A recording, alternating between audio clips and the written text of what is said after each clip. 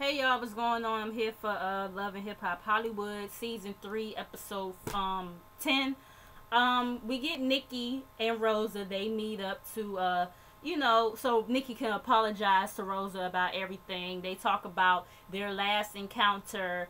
Rosa explains how she felt. She felt like Nikki wasn't acting like herself, and Nikki, hurt her, and she just didn't seem genuine with her apology and all this other stuff. And Nikki, she talks about her brother and how that really impacted her, and how it made her keep her guard up and everything because she didn't want to feel hurt again and all this other stuff. And Nikki wants to start off on a clean slate, and she claims that she's not going to lie, or she's going to be honest with Rosa from here on out.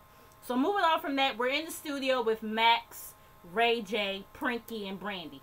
Max, he's in the booth or whatever recording some song, and this motherfucker got on some damn grills. I said, so he can afford to put some grills in his mouth, but he can't afford to get his damn rusty ass teeth fixed. I said, okay, I mean, whatever. I'm not even going to go there. Brandy, she invites Jason Lee to the studio so he can, give them a preview of Moniece's sex tape. Prinky, she's like, we got to get one up on Moniece and, put her in her place. Ray J doesn't know, what Little B and Prinky is up to, but their wedding is right around the corner and he doesn't have time for the bullshit. Ray J is like that the shit is whack and corny or whatever. And also they was talking about her Moniece's butthole as they was looking at the video. I'm like, okay, y'all act like, talking about it being hairy. I'm like, y'all act like as if it's her vagina or like her armpits or something being hairy. Like it's her fucking butthole. Like, but anyways, oh yeah, like I was saying, Ray J is saying that the shit is corny, it's whack, and it's not cool. Jason, he's saying he doesn't know why Ray J is so upset or mad or whatever, and he makes a reference to the Kim K sex tape that Ray J made, with her years ago. Lil B doesn't feel bad. Max, he kind of starts to think like, you know what, I'm going to tell Fizz because Fizz is my homeboy. And, to give Moniece the opportunity to apologize and all this other stuff. Moving on from that, we get A1 and Safari. They are drinking some sugarless tea that Pam made for them or whatever. Pam, she's in the yard gardening and shit. I'm like, y'all really want me to believe that Pam be gardening on a regular basis? Like, but anyways, Pam, she noticed that a tow truck is coming and they're coming for A1's car, and she lets him know. That's when A1 and Safari, they hop out or whatever. And Safari's like, yo, you're not about to take my man's car and all this other stuff. You're not about to take my homeboy car.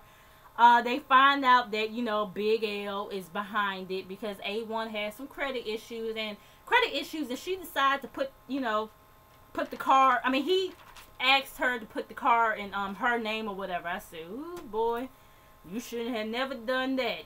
You should have never done that shit. Cause all this shit done came to bite you in the motherfucking ass. But Big L, she pulls up. They start getting into it. She says that, but I own the car though.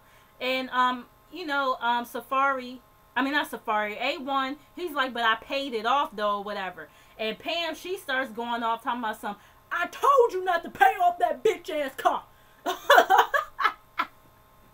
I love Pam, y'all, I really do. But anyways, Pam says that Big L needs to find a hobby, and Safari, he just on top of the damn tow truck and all this other shit just chilling. You know what I'm saying? And that's when Big L is trying to charge at Pam and all this other stuff. And Pam like, come on, bitch, I'm ready for you. Come on. You know what I'm saying? And security, of course, they jump in and all this other stuff. Now, A1... This. I mean, I understand your credit was bad and everything, but that was the wrong person to ask to, put some shit in her motherfucking name. And I mean, even though it is her car, it is in her name, it just was petty for her to, do that shit. It was really petty.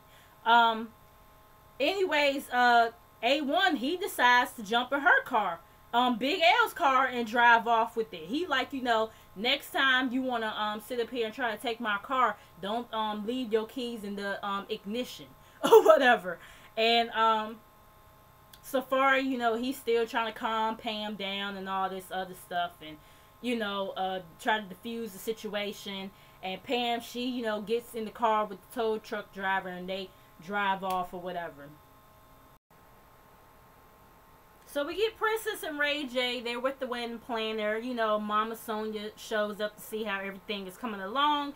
You know, Prinky, she asked Sonia her opinion about the invitations, and Sonia, she felt some type of way about something with the invitations or whatever. I don't know what exactly she felt some type of way about, but you know, Princess was saying, like, yeah, I'm the bride, like, you know, duh, you know what I'm saying? I think it had something to do with, like, the signatures or whatever with Princess and Ray J. I'm not too sure. I think that's what it was.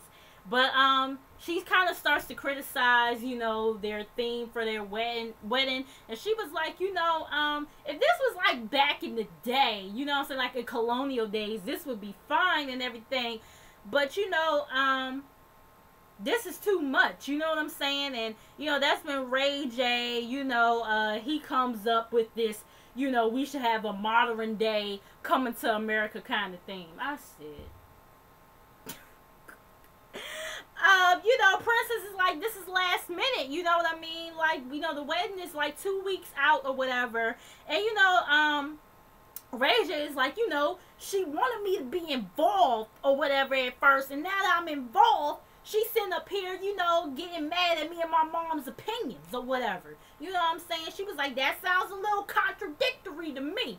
You know what I'm saying? And it's like, Ray J, I get what you're saying, but this is kind of last minute, you know what I'm saying? To just be making all these unnecessary changes, and yeah, it's just, you know, I get what you're saying, but, I mean, had you been there from the fucking beginning like she wanted your ass to be, we wouldn't be having these problems, you know what I mean?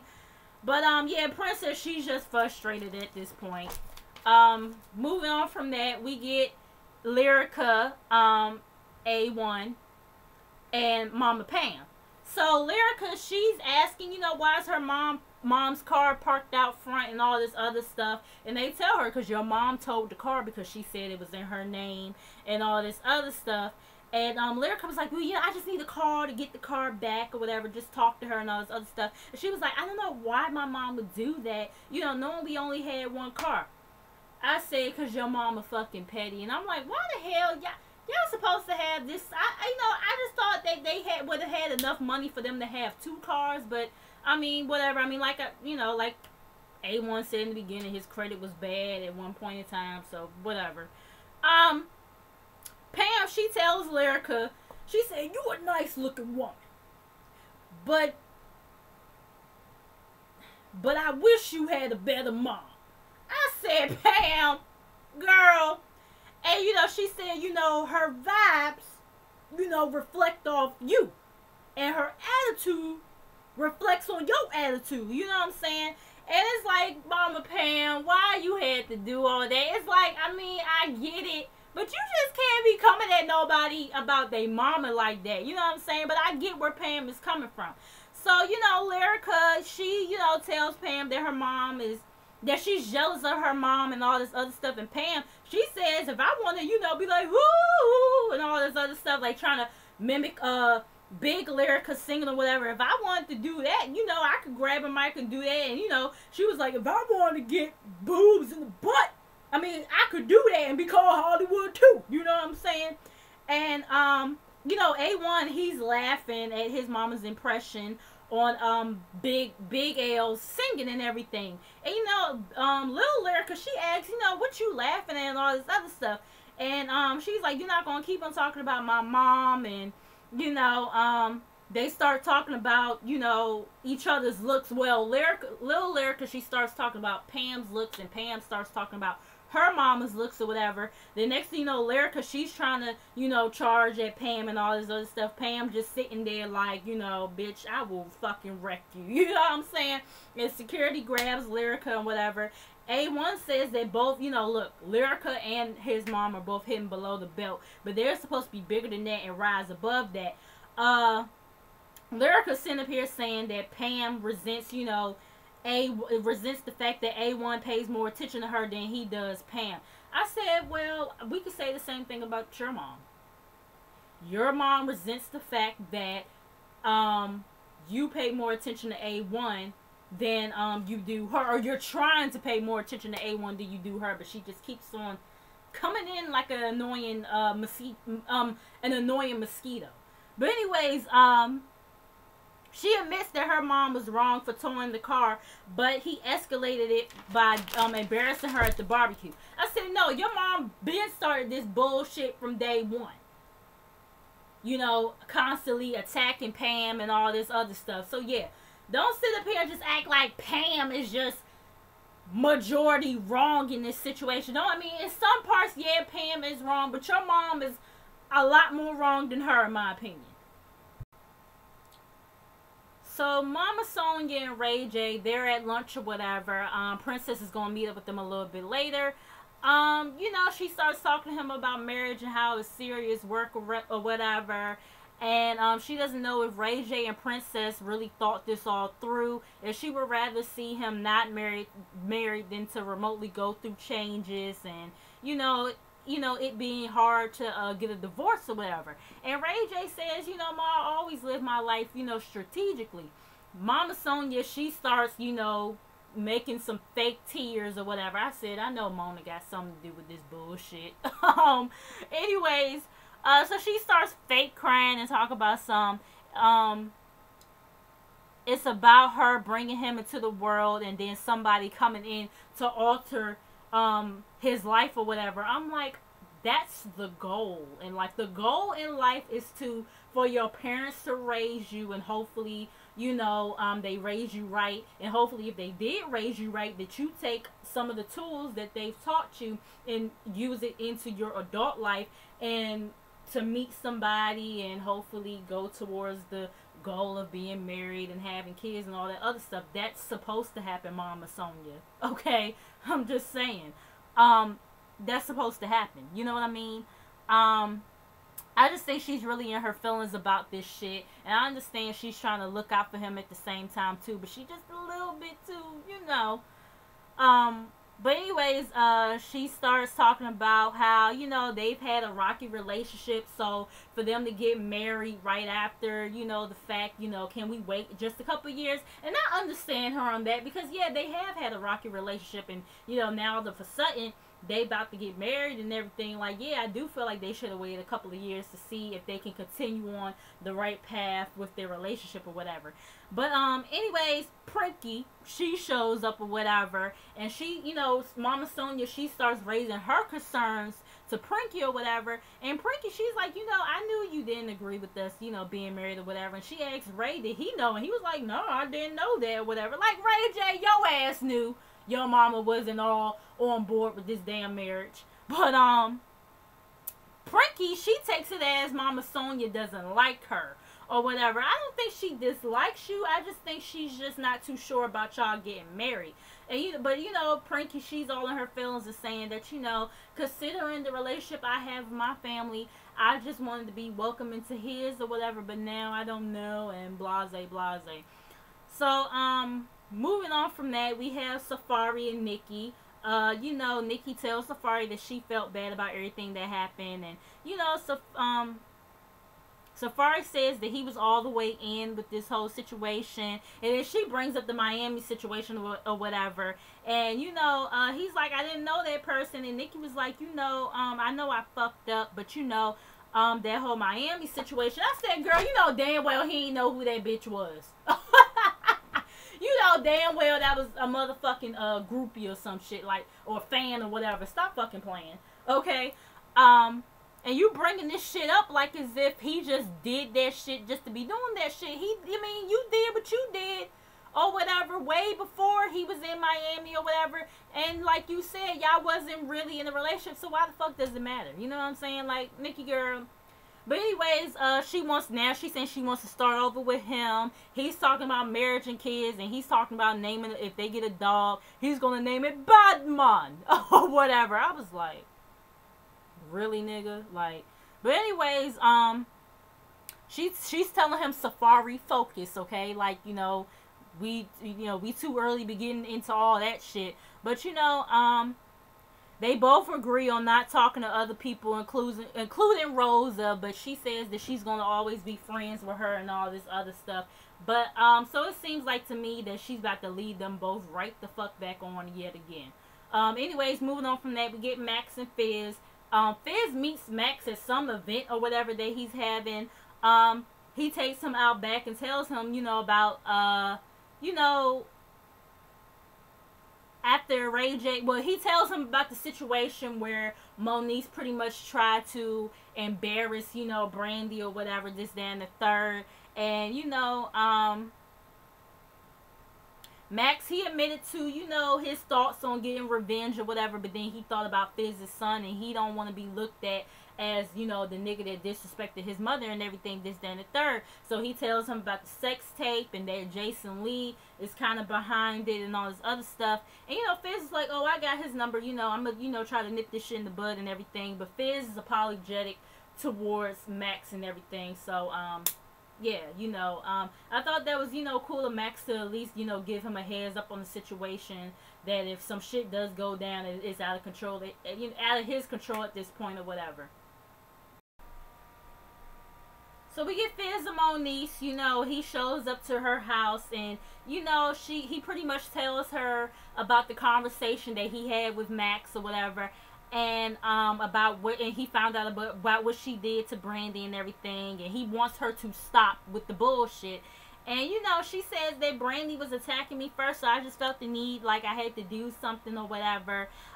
Fizz, that's when he brings up the sex tape. He was like, well, now we got a sex tape involved and everything. And she says that she's not surprised or whatever that Brandy would stoop that low, and she doesn't know what Jason Lee issue is with her, and says that it's just another situation of her minding her business and all this other stuff.